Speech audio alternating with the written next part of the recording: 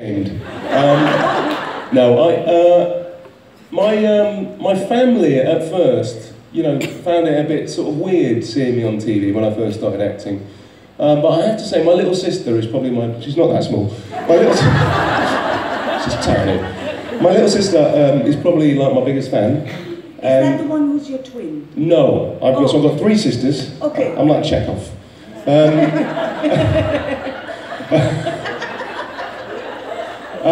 My little sister, Naomi, who's a nurse, I know, God, they all do really good proper jobs and I just dick around. She said to me actually, which is the biggest compliment I've had since been doing Lucifer, she said, I love Lucifer, and for the first time I watched it and didn't think I was watching my brother. Oh, wow. Yay. That was cool. Thank you.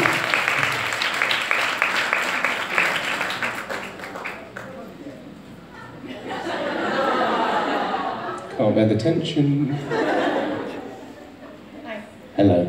I was wondering, I either read or saw an interview where you said you come from a pretty religious family. Yeah. And I'm wondering how they saw, like, when they heard you were playing Lucifer, if they had any negative... We don't talk anymore. I'm only asking because, like, my mom freaked out when she said she saw me watching something and like Lucifer came up and like, what are you watching? Did she give you a hard time about it? Excuse me. Yeah, I mean, first off, I grew up in a religious family, but I have, you know, my experience of religion was very positive in terms of it was about, you know, the good side of Christianity, like forgiveness, understanding, tolerance, love, peace, letting people just get on, and you know, I'm all for that. It was weird doing a show called Lucifer in America, that before the show was even on, there was a group of people that tried to get the show banned, right? What a fun bunch they are. And the thing was, they hadn't seen the show. Now, for me, that says more about them than it does about our show, right?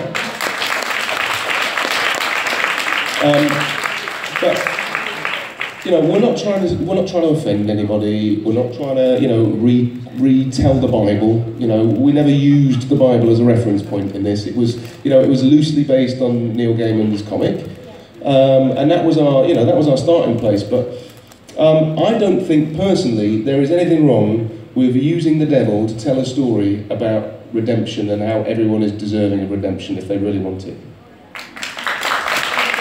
So tell that to your mum.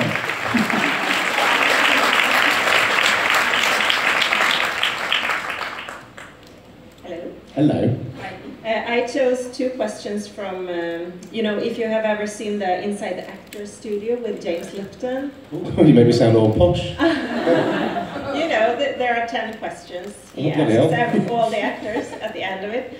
And so if I ask you what turns you on, creatively, spiritually, or emotionally, and what turns you off? What turns me on creatively? Spiritually and emotionally. So, whatever, what turns you on and what turns you off? I mean, you're welcome. Thank you. I think, you know, talent is very attractive.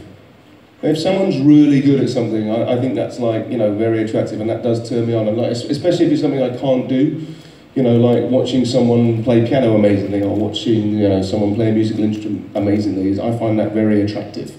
And that really gets me going, you know, I get really excited watching something. Not like that.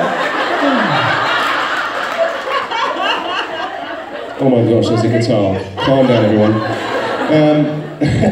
No, but like, you know what I mean? If I go and watch a really good play at the theatre, I get like excited because it's like, there's a creative, but stop laughing, there's a creative place.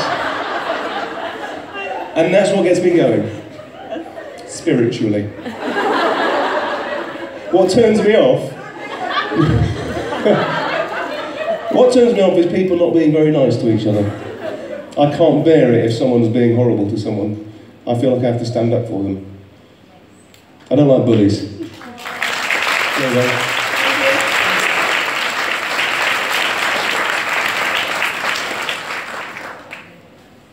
Hi again. Hi. So, what part what do you have in common with Lucifer the most, and what the least? Like, what parts of him are most like you? And well, I've always thought we look quite similar. True. Very true.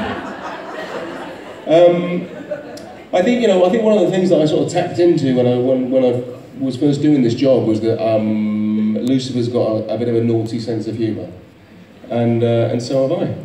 I just I quite like witticisms, and I quite like puns and things like that. So this was an opportunity to sort of crowbar that into a character,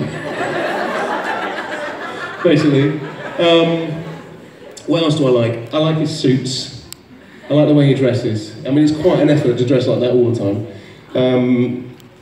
But yeah, I think, and what don't I have in common with him? I'm not really the devil. Or am I? Detective? No.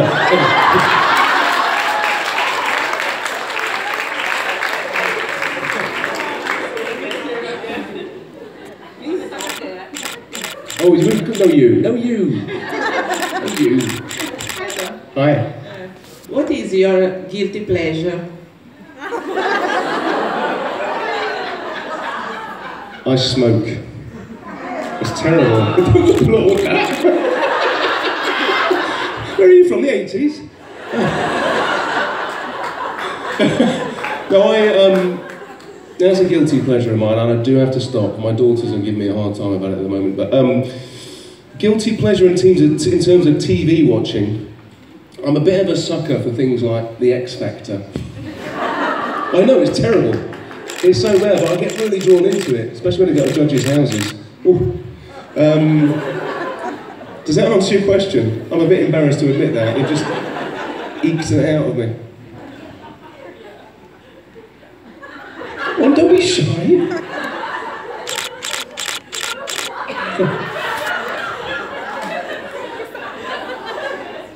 What is going on over there? Apple juice.